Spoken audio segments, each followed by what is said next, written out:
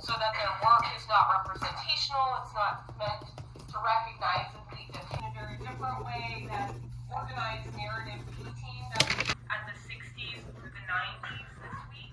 And then tasks at the Student Access Center, again, you will go to the Student Access Center at the same time as we're taking the test here.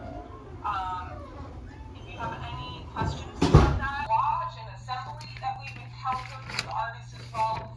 So collage, we mean recognizably having a meaning. When you go outside, notice the outdoors. One way that we can give your brain a little bit of a refreshment, some space to turn our attention. So there are these huge changes that are happening in works on paper that keeps pasted with materials on the canvas.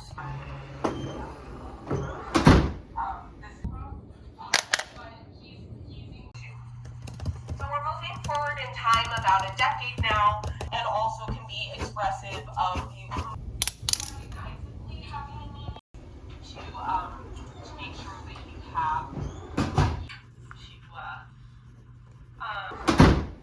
this been working in France during the second half of the 19th century. We've seen previously. He's also combining that with ideas about culture. This too. So we're moving forward in time about a decade now. Today, so